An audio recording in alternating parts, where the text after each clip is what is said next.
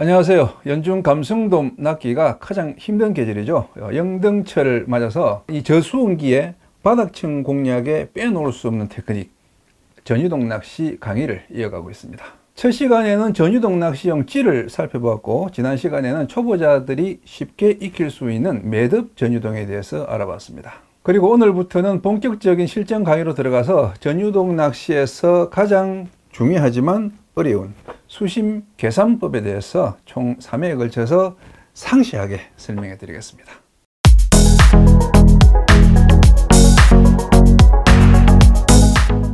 수심 계산법이란 말 그대로 물속에 있는 내 미끼의 수심을 찌매듭의 도움 없이 풀어준 원줄 길이만 가지고 계산하는 방법을 말합니다. 이 수심 계산이 안 되면 미끼가 중상층에서만 헛되이 떠돌거나 아니면 너무 많이 깔아앉아서 번번이 바닥에 걸리게 되죠. 전유동 수심 계산은 단계별 트레이닝이 필요합니다. 왜냐하면 이 전유동 낚시는 조류의 방향에 따라서 그 낚시 방법과 수심 계산법이 달라지기 때문이죠. 처음에는 쉬운 조류에서 먼저 연습하다가 조금씩 어려운 조류에 도전하는 게 좋습니다. 그렇다면 쉬운 조류는 어떤 것이고 어려운 조류는 어떤 것이냐, 그 난이도를 순서대로 정리하면 이렇습니다. 자, 난도 초급 멈춘 조류, 난도 중급 앞으로 들어오는 조류, 난도 2급 옆으로 흐르는 조류, 난도 1급 바깥으로 흘러나가는 조류. 이렇게 조류의 방향을 4가지로 나누어서 이해하는 것은 전유동 낚시에서 아주 중요합니다. 보통 조류의 강약만 이야기하고 이 조류의 방향은 가볍게 넘기는데, 전유동 낚시에서는 조류의 방향이 바뀌면은 낚시 패턴이 완전히 달라집니다. 그래서 기초 훈련 과정부터 조류의 방향을 정확히 구분해서 연습할 필요가 있습니다. 오늘 첫 시간은 전유동 기초 훈련으로 가장 쉬운 멈춘 조류에서 수심을 계산하는 연습을 해 보겠습니다. 조류가 멈춘 상황에서는 대상어는 잘 안 낚이지만 찌가 멈춰 있고 또 목줄이 수직에 가깝게 깔아앉기 때문에 수심 계산 연습을 하기에는 가장 좋은 여건입니다. 초보자는 이 멈춘 조류에서 연습을 가능한 한 많이 해야 됩니다. 그 운전면허 딸 때 기초적인 장내 기능 연습 과정이라고 생각하시면 됩니다. 시간 날 때 가까운 방파제 가서 하셔도 되고, 또 갯바위에서도 입질 뜸한 시간에 조류가 없는 홈통 같은 곳에서 연습하시면 됩니다.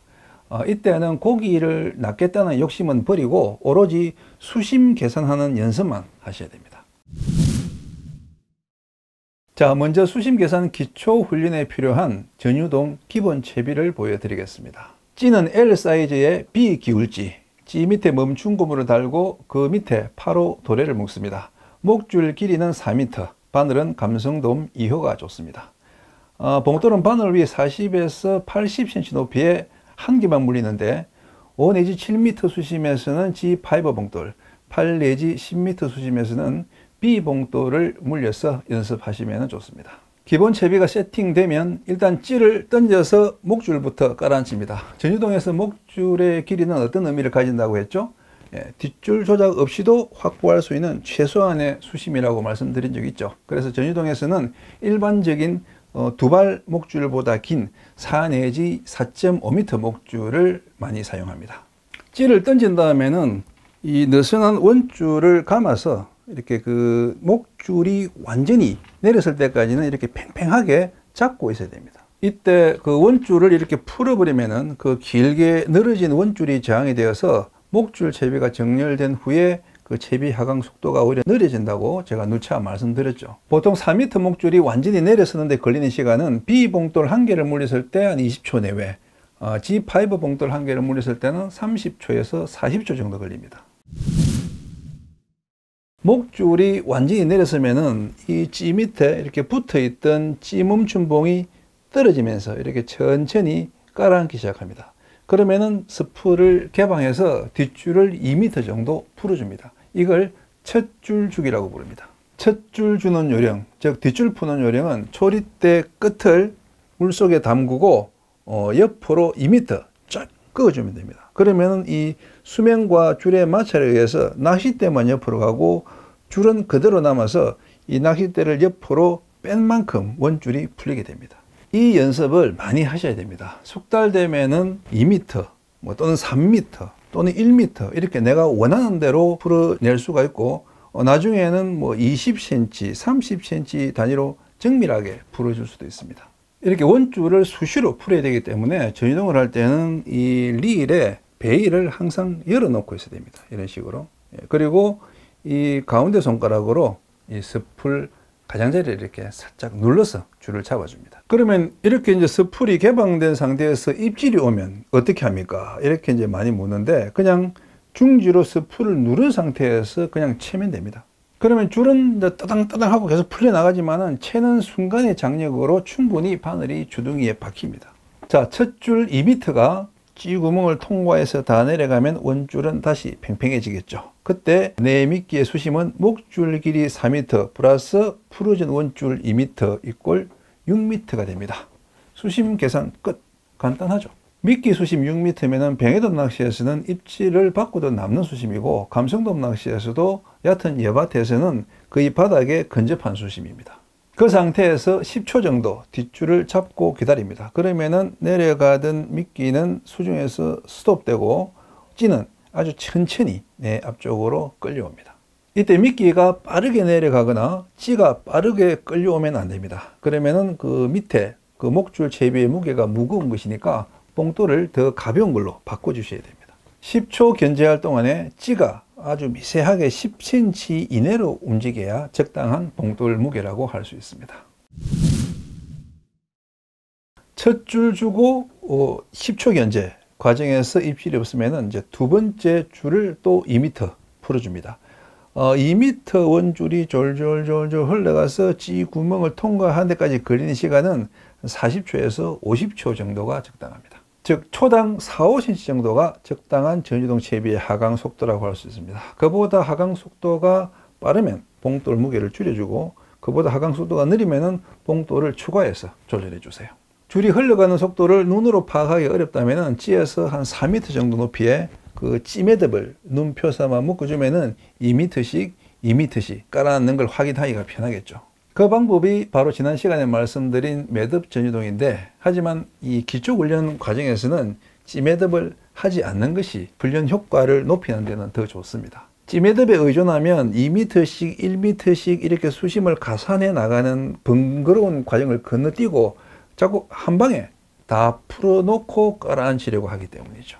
두 번째 줄 2m가 다 내려가면 다시 10초 견제합니다. 그때 내 미끼 수심은 4m 플러스 2m 플러스 2m는 8m가 되죠. 이후 같은 요령으로 세 번째 줄 2m가 또 내려가면은 이제 전체 수심은 4m 플러스 2m 플러스 2m 플러스 2m는 10m가 되고 이렇게 뒷줄을 세 번만 풀어서 10m 수심까지 내 미끼를 깔아앉힐 수가 있습니다. 만약에 조류가 흐르는 상황이라면은 이 뒷줄 세 번을 풀어서 깔아앉히는 동안에 찌가 멀리 이동해 버리기 때문에 그 찌가 이동한 거리를 내가 풀어준 원줄 길이에 더하거나 빼줘야 돼서 계산이 복잡해집니다. 그러나 조류가 없으면 찌가 그 자리에 가만히 있기 때문에 수심을 계산하기가 쉽다는 거죠. 그래서 6m, 8m, 10m 수심까지는 빠르게 계산하는 연습을 조류가 멈춘 곳에서 충분히 연습하시는 게 좋다는 겁니다. 이런 수심 계산 과정의 최종 목적은 바닥 수심을 알아내는 것입니다. 그 바닥 수심은 미끌림을 통해서 확인할 수가 있죠.